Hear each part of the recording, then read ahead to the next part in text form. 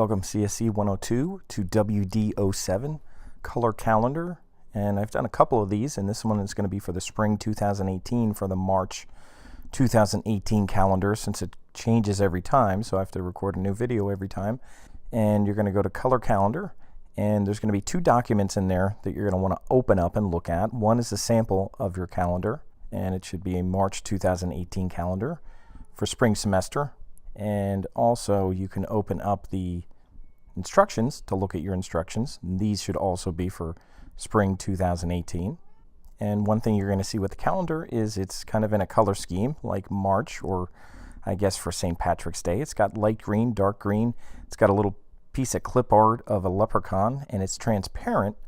So we're going to use a ping file for that. I also threw in spring break for spring 2018. That's when spring break is, over that same week. So I threw that in there. You don't have to do that. But this is kind of the finished product. We're going to use a table. So it's going to be set up, and I'm looking at this kind of as a PDF, so that thing keeps dropping down there. But if you take a look at this, there's 7 columns across because there's 7 days of the week. So 1, 2, 3, 4, 5, 6, 7, and we go Sunday through Saturday across. And there's also 7 rows, starting with the one that says March. The days of the week is the second column. This is the 3rd, 4th, 5th, 6th, 7th. And sometimes that changes based on how the months are set up, but this is set up for 7 columns and 7 rows. So we're going to set up a new document doing that, and we're going to be putting borders and colors, and it won't take very long. You're going to type this yourself, but again, that won't take very long either, because you'll be able to hit the tab key and kind of do that. So we'll just get familiar with tables a little bit using this kind of document as a calendar. So I'm going to go and launch Word, and I'm going to make a new blank document. And one thing you have to be very careful of is make sure that you go to Layout and go to Orientation, and make sure you change your orientation to Landscape first thing, so it's wider than it is tall. And then also, after you do that, you want to make sure your margins are 1 inch all around. And that's all that you have to do first. And then you're going to start inserting your table. Now let's just go take a look at your instructions. And we did that. We made sure that our page orientation was set to landscape. And we're also going to check our paragraph settings and make sure there's no extra space after. Make sure that they're set to 0, that we don't have any space after. And we do have our margins 1 inch all around, and then we're going to insert a table. So let's just check that out. Let's just go back to Word, and let's just make sure that we have, and here it says after. Even in Layout, it's saying that. If you weren't in Layout, you could go to your Home tab and go here, and just make sure that you have no space after. Make sure you turn that to 0. No space before, space after. Make sure you do that. Okay, now you're ready to go, and you're ready to insert a table. So to insert a table, we're going to go to Insert, and we're going to go to Table. Now, you could use these things to make a table. I don't like using those, so I just use Insert Table over here, and that way I could put in my number of columns, which is 7, and my number of rows, which is also 7. And you could leave Fixed Column Width Auto. That means when it'll spread across the page, and it'll make your columns all the same size. And we're going to hit OK, and there's your calendar so far. Now, unfortunately, these are too small. We're going to need to make them bigger, and we're also going to have to merge some cells. So let's take a look at our instructions again. And what it says here is highlight top 2 rows of table and make 0.25 inches high. So make a 1/4 inch high the top 2 rows. And then we're also going to align the top 2 rows centered, vertically and horizontally. And then we're going to merge some cells. So let's just do that one thing at a time. We'll go back here, and we're just going to highlight. And I'm going to go outside of here and highlight these top 2 rows and change their height to be 0.25. To do that, under Table Tools, I'm going to go to Layout, and you'll see kind of some 2 fields here where you can increase your height. So I'm going to put that up to 0.3, and then I'll change it to 0.25. Then I'll hit Enter or Return. And don't worry about the width right now, because that's an auto width. So that's the way they should be. And we're also going to center them, and you can see all these icons here. If you just click the one in the middle, that will align it center horizontally and vertically. We'll just do that.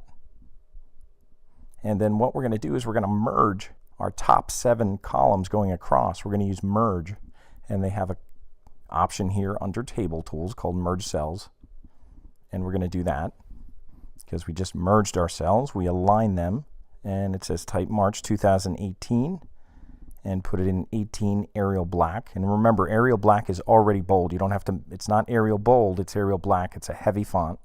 And we'll just click in here and type it in. And we're going to make it Arial Black, so I'll just go over here and I'll make it 18. And I'll choose Arial Black, which should be near the top. There's Arial Black. It's not Arial Bold, it's Arial Black. And that's all I need to do with that.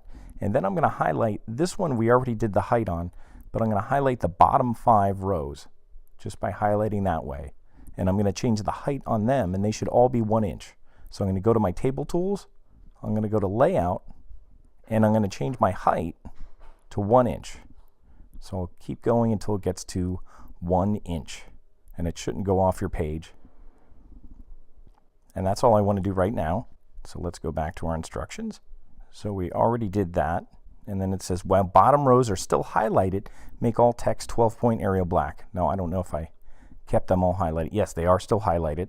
So I'll go to my Home tab, and I'll make sure they're all Arial Black. And I'll make sure they're all 12-point. Now, I have nothing in there yet. These little things are just kind of, they're kind of the formatting marks in a table, kind of indicating that they're table cells, but there's nothing in there yet. If you won't see those if you turn off your show hide, but I'll leave those on for now, because that way you can see that this stuff is centered and this stuff is not centered.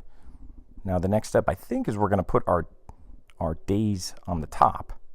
It says enter the days in row 2, Sunday through Saturday, and we'll also make them 12-point Arial Black. So that's up here. We're going to go Sunday, and then I'll just hit tab and it should move over, and then there's Monday and then Tuesday, and I'm going to make it Arial Black. And I'm going to make it 12-point.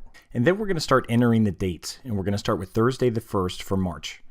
So I'm going to go back to Word. And I'm going to start with Thursday the 1st. I'm going to put in a 1. And that should be in 12-point Arial Black. And I'm just going to hit my Tab key.